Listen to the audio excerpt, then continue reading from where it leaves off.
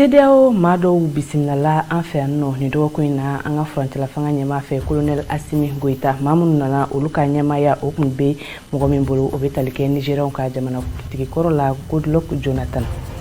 O tɛmɛnen kɔfɛ avenue Martin Luther King ale ye kalabankɔrɔ fɔ ka taga se Bakɔjikɔrɔ ni ACI o siraba ma o tɔgɔ kɔni dara Martin Luther King la ni ale ye afro-américain o cɛŋara kɔrɔba ye. Kaikaw fɛ yen nɔ centre Gidi Makan Dakan o fɛnɛ dayɛlɛli baaraw kɛra u fɛ yen nɔ nin dɔgɔkun in kɔnɔna na min bɛna kɛ u ka dunan bisimila sow ye.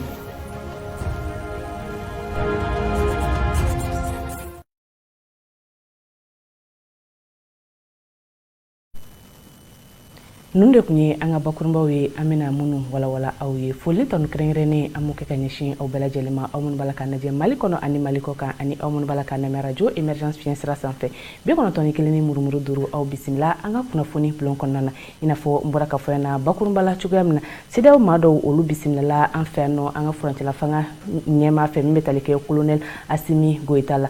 o kulu ɲɛmaaya o kun talen bɛ ka di Nigérienkaw ka jamanakuntigi kɔrɔ ma min bɛ tali kɛ Goodluck Jonathan na u ka ni lajɛrɛ in kɔnɔna na u ye kumaɲɔgɔnyaw kɛ a baaraw bɛɛ lajɛlen kɛra Kolobakaw fɛ yen nɔ M7 TV tɔgɔ la an ka Abdelkader Touré ale ka kɔrɔfɔw lamɛn.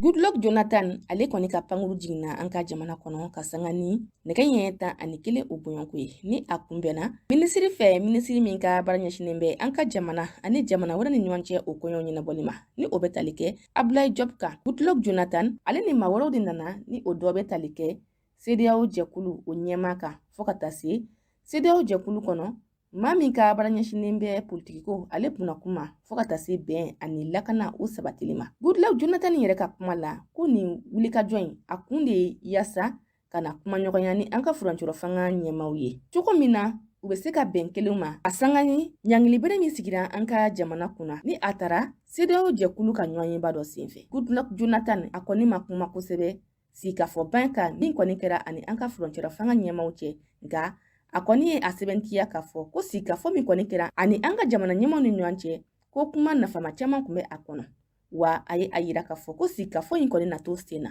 ni ye furancɛlafanga ale kuncala k'o ye ka sanga ni gɛlɛya minnu bɛ an ka jamana kɔnɔ nin waati in na ko baarakulu dɔw sigira sen kan o bɛ tali kɛ CEDEAO jɛkulu fɔ ka taa se farafinna keleyatɔnba jɛkulu Union africaine ale ni diɲɛ keleyatɔnba jɛkulu n'o bɛ tali kɛ Nations Unies kan wa a y'a yira k'a fɔ olu kɔni ka baaraw bɛna kɛ ni ka sɛgɛsɛgɛliw kɛ ni ka hakilina dɔw bɔ hakilina minnu kɔni kɔnɔ baara bɛna kɛ olu siraw fɛ.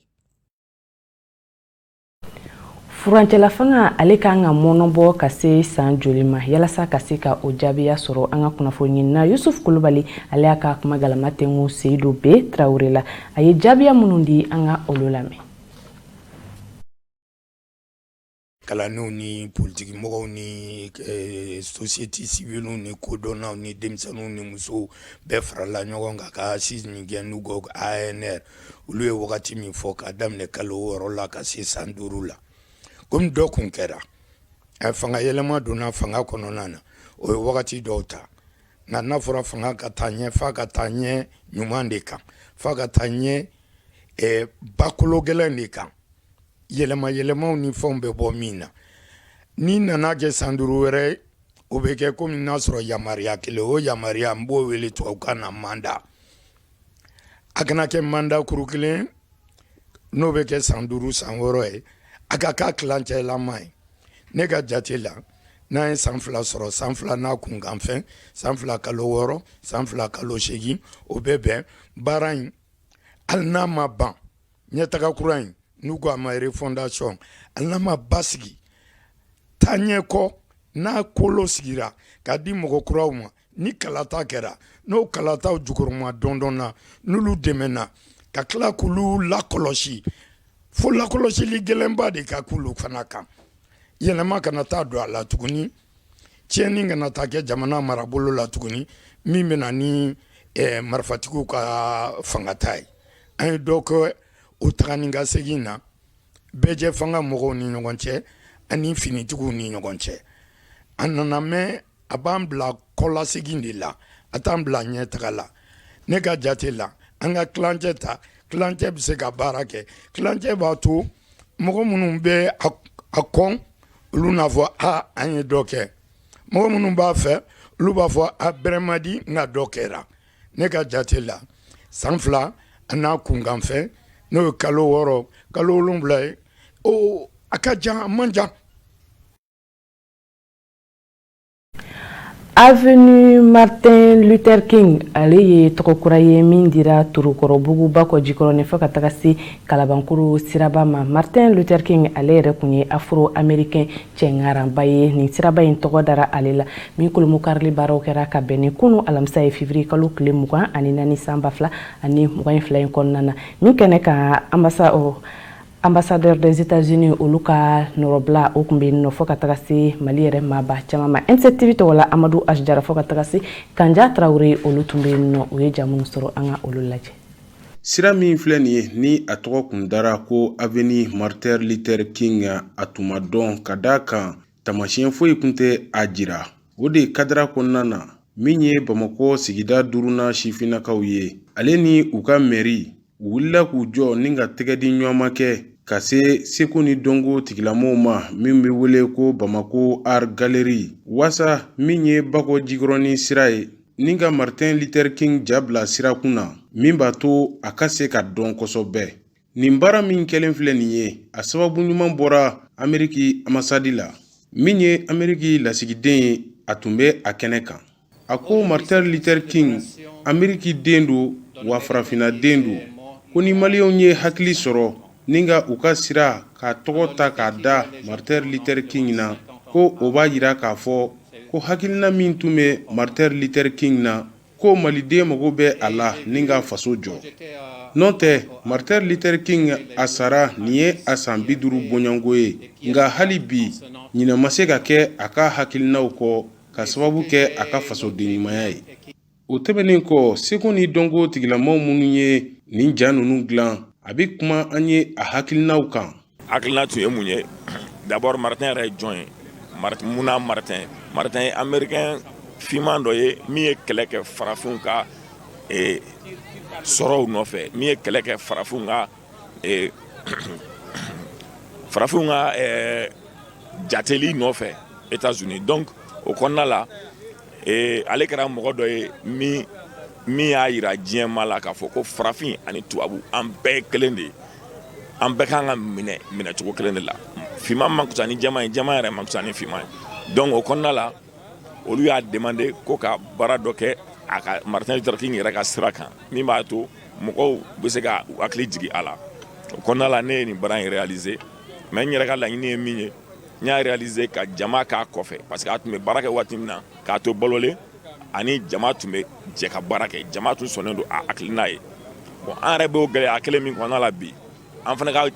ka o jama kelen min bɛ ka jɛ ka baara kɛ bi ka an ka laɲiniw ɲini o jama kelen fo an ka to ɲɔgɔn kɔ de. N'an bɔra ɲɔgɔn kɔ i n'a fɔ ale ka waati ni mɔgɔw tun bɔra ɲɔgɔn kɔ ka bɔ ale kɔ u ye min ɲɛ sɔrɔ États-Unis u tun t'a ɲɛ sɔrɔ. Martin Luther King jam min filɛ nin ye sira kunna Bamakɔ sigida 5nan na a bɛ kɛ sababu ye min ye jamana kɔnɔdenw ye ka u hakili jigi fasoden ɲumanya la ni ka u bolo di ɲɔgɔn ma ka to ɲɔgɔn ye bɛn kɔnɔna na ani basigi kɔnɔna na wasa faso a bɛ se ka yiriwa. Amadou Asjara ka ni kunnafoni bɛ taa n'an ye an ka marabolo kunnafoniyaw la. Kanja Traoré ale ka wulikajɔ la ka cɛsiri ye kunnafoniya minnu sɔrɔ marabolo kɔnɔna na an ka olu lajɛ. A y'aw bisimila an ka bi marabolo kɔnɔ kibaruw la. An bɛ taa Kayi mara la. Maa kɛmɛ bɔɲɔnko olu de kɔni ye dɛmɛw sɔrɔ kɛnɛyako o sira kɛ kɛrɛnkɛrɛnyala Tafsirga ale dugu la. O lamunumunu ni baara min ni o kɔni banna ka sanga ni février kalo tile 22 san 2022. A donna kadira min kɔnɔ o de bɛ tali kɛ munumunu ni kɛrɛnyako o bunakun kan o tako 6nan o sigiliw kan. Baara in labɛnna kulu min sigilen bɛ Tafsirga kɛnɛyako ale sabatili kama ni o bɛ tali kɛ association aide médicale maaw kan ale ni tungaranke dɔw olu ka bolo di ɲɔgɔnma sababu. Ni an bɔra Kayi an bɛ taa Tɔnbukutu mara la kɛrɛnkɛrɛnyala an sɔnko ale sɛrikili la ka tagatani min ni o bɛ u ka banabatɔw tali kama basi awsa o dugu kɔnɔ ni o bɛ tali kɛ ambulance kan o katagatani o kɔni suyɛna min kɛra février kalo tile 22 su. Akra tisi minsi o min bɛ mɔnsɔnkan fɛ a yira k'a fɔ nin kɔni sɔnna maa maramafɛntigi dɔw fɛ minnu kɔni buguntigɛnama dɔn. Seereyaw ye a yira k'a fɔ maa maramafɛntigi 4 k'u ye motobolila muso ka o bugɔ fɔlɔ ka sɔrɔ ka taa ni moto ani sɛfɛwari 20,000 o bɔɲɔnko ye. U y'a yira k'a fɔ ko sɛgɛsɛgɛliw kɔni bɛ sen na yaasa ka tɛgɛda nin zo ninnu kan. Ka kunnafoniw kuncɛ an bɛ taa Gawo mara la. Maa 100 damadɔ olu le kɔni wulila ni ka bɔ u sigiyɔrɔ la ka na Alimustra o min bɛ Gawo mara la min ni a kɛra dɔgɔkun in kɔnɔ. U bɔra dugu minnu na u bɛ tali kɛ Guruma ale ni Ansonko ale sɛrikili kan. Kunnafoniw ye a yira k'a fɔ ko nin maa ninnu kɔni tun bɛ gɛlɛyabaw la nin yɔrɔ ninnu na wa fɛn min ye Gawo ɲɛmaaw ye u kɔni ye wele bila an ka jamana ɲɛmaaw ma fo ka taa se baɲumankɛ tɔnw ma an ka jamana kɔnɔ fo ka taa se jamana kɔ kan cogo min u bɛ se ka dɛmɛ don ni maa kofɔlen ninnu ma. O bɛ dan sigi an ka bi marabolo kɔnɔ kibaruw la. Marabolo kunnafoniw tɛmɛnen kɔfɛ an bɛ taa an ka jamana kɔkan kunnafoniyaw la. Fatumata Tarawele ale ka wulikajɔ a n'a ka cɛsiri ye kunnafoniya minnu sɔrɔ marabolo kɔnɔna na an ka jɛ ka olu lajɛ. Aw bisimila jamana kɔkan kunnafoniyaw la an b'a daminɛ ni Sudan ale jamana ye. A yirala k'a fɔ ko maa 115 olu bilala sariya tigilamɔgɔw fɛ. O maa ninnu yɛrɛ olu kun minɛnen don ka sanga ni u ye wulikajɔ minnu kɛ fanga dafiri wagati octobre kalo tile 25. Ni maa ninnu bɛ tali kɛ min na o de ye adamadenya hakɛ matarafali kulu min bɛ u ka jamana kɔnɔna na o maa dɔw fo ka taa se maa gansan yɛrɛ dɔw ma. N'an bɔra yen nɔ an b'an kunta Kenya ale jamana kan. Olu ka jamana kuntigi Uhuru Kenyatta ale y'a yira k'a fɔ ko ale bɛna ka dɛmɛ ta ka ɲɛsin fanga senamatɔn maa min kɛlen don k'i kan bɔ masakɛya nɔfɛ ni ale Yɛrɛyɛlɛ Ondiga ye ka kɛɲɛ ni u ka jamana kuntigi kalata min kan ka kɛ utukalo tile 9 san 2022 n'o o yɛrɛ sen fɛ ale tɛ se k'i kan bɔ tuguni. A kɔni yirala k'a fɔ ko nin waleya in ma bali mɔgɔw la sabula ko ale n'a ka kankɔrɔsigi ni ale ye William Ruto ye ko bisibasa dɔ tun bɛ olu ni ɲɔgɔn cɛ. Diɲɛ keleyatɔnba ONU olu ka kulu min ka baara bɛnnen don lakana matarafali kama olu bɛna ɲɔgɔn ye dɔ kɛ bi jumadon New York yaasa ka se ka kuma gɛlɛya minnu bɛ Moscow ale ni Ukraine jamana ni ɲɔgɔn cɛ yaasa ka se ka bɛnkan dɔw sigi sen kan u ka se ka olu waleya. O bɛnkan ninnu kɔnɔna na kɔni bɛna yira k'a fɔ ko nin waleya in olu b'a kɔn wa k'u b'a la ɲini Rusi fintigilakaw fɛ ko u ka segin u ka jamana kɔnɔna na. Ka kɛɲɛ ni kɛlɛ min bɛ Ukrainienw ale ni Rusikaw ni ɲɔgɔn cɛ o tile 2nan mugu jugu kɔni b'a la ka ci hali bi jamana kɔrɔyan fan fɛ nka kɛlɛ kɔni bɛ sen na hali bi jamana kɔnɔna na. O de sen fɛ bi jumadon u bɛna lajɛ dɔ kɛ fɛ yaasa ka se ka fɛɛrɛ jɔnjɔn sɔrɔ min kɔni bɛ tali kɛ Union Européenne olu maaw kɔni ɲangini wale dɔw ta ka Vladimir Putin sɛgɛrɛ fo ka taa se ale ka minisiri min ka baara bɛnnen don u ka jamana ale ni jamana wɛrɛ ko ɲɛw ɲɛnabɔliw ɲɔgɔn cɛ.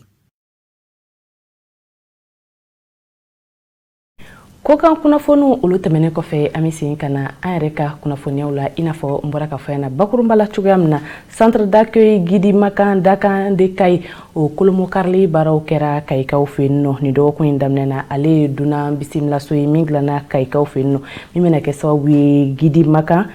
mɔgɔ minnu bɛ jamana kɔkannaw la ni olu nana u bɛ se ka bisimilayɔrɔ sɔrɔ cogoya min na a kɛnɛ kan maaba caman kun bɛ yen nɔ minnu bɔra jamana fan wɛrɛw fɛ ka na ni kolomokarili o kɛnɛ kan M7TV tɔgɔla Mori Ture ale fɛnɛ kun bɛ yen nɔ a ka nin ja ninnu olu kɔrɔfɔw lasera maa min fɛ o ye Umu Jakite ye an ka kɔrɔfɔw lamɛn.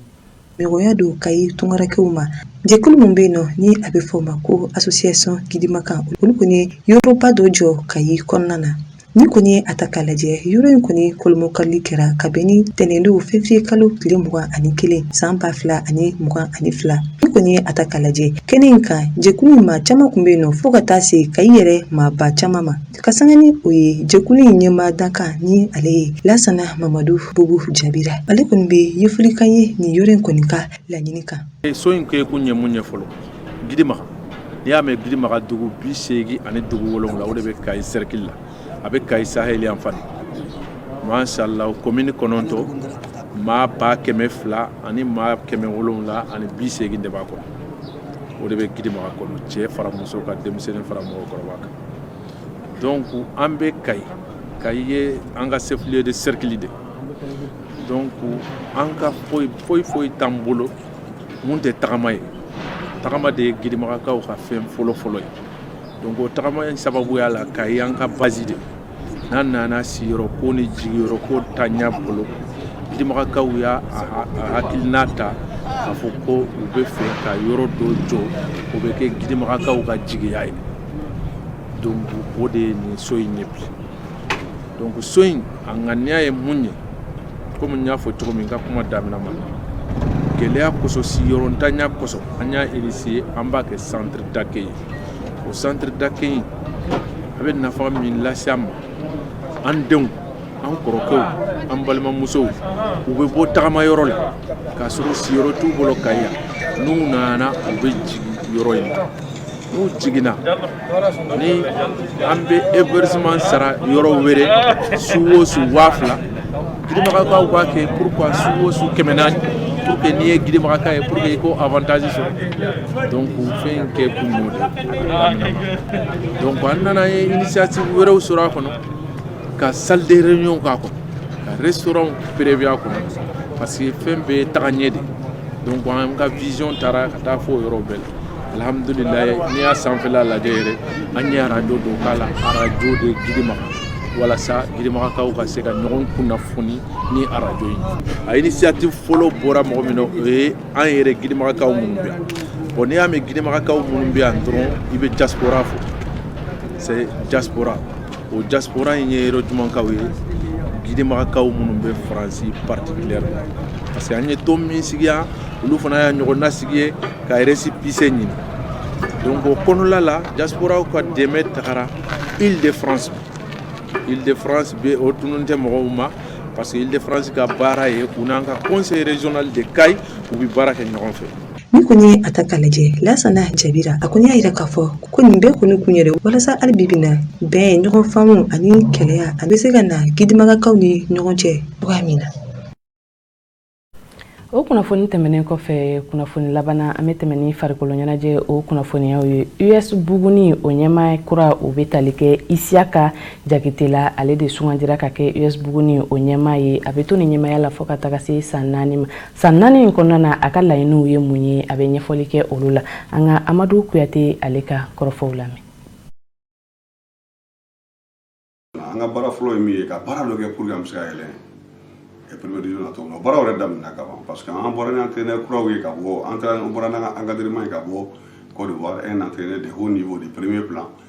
entouré de jeunes encadreurs u bɛ ka baara ɲɛnamaba de kɛ depuis saison daminɛ effectif dɔw fana an ye dɔw wele de gauche à droite ka na pour que ka na an ka équipe fana renforcer pour que an ka se ka yɛlɛ an ka objectif dɔw fana ye min ye ka Buguni bɛɛ fara ɲɔgɔn kan autour de l'équipe parce que wagati dɔ sera Buguni fara-farala US Buguni ko in na parce que n y'a f'i ɲɛna cogo min na politiki kun sera balontan na alors que politiki ani balontan o tɛ o tɛ ɲɔgɔn ye sira la an y'a fɔ cogo min na avec un partenaire stratégique aussi qui est tout le groupe international o PDG Yakuba Tomini Jakite a sigilen bɛ Abidjan cɛ min don cɛba don farikolo ɲɛnajɛ cɛba don parce que a b'a kɛ Buguni a b'a kɛ Sikaso ye a b'a kɛ hali Mali yɛrɛ ye hali fédération yɛrɛ ye reconnaissance d'a ma Côte d'Ivoire fana mɔgɔw ye reconnaissance d'a ma balontanko la a b'a kɛ bɛɛ ye équipement minnu bɛ kɛ Buguni bolo bi in na n'an y'a ta 100 sara la a 90 y'ale ka dili ye an ka partenaire ninnu ko k'u bɛna an dɛmɛ an ka bus ko la parce que transport ni fɛn ninnu na durant les 6 mois qui viennent an kɔni mun kelen don k'o kɛ ani ka terrain fana ɲini n tun na n'o kɔ parce que depuis toujours US Buguni bɛ première division na terrain t'an bolo terrain b'an bolo o bɛɛ de jɛ o ye Buguni bɛɛ jɛ mais an y'a fɔ an ka mairelakaw ɲɛna u ka terrain di an ma k'u bolo kun ɲɛsin yɔrɔ la min bɛ se ka kɛ terrain ye o de ye kuma fɔlen ye n kɔrɔkɛ y'a fɔ tuguni Yakuba Tomini parce que équipe min filɛ ale de ye premier vice président ye ko ni gouverneur ni ou bien ni maire y'a a ɲɛ kun dɔn a yɔrɔ dɔ yira ka terrain di an ma ye ale bɛ ciment tɔni 100 d'an ma k'an dɛmɛ a jɔli la terrain jɔli ni vestiaire ni fɛn ninnu mɔgɔ caman wɛrɛ bɛ yen minnu kan ka accompagner a gazonnage n'a fɛn ninnu na o projet bɛ yen parce que anw ta ye Buguniko la mɔgɔ ko tɛ fɛn foyi ko tɛ Buguniko de don an bɛɛ ye Bugunikaden de ye donc an bɛ fɛ Buguni ka développer cogo min na anw kɛ baara kɛ o côté in na o y'o ye.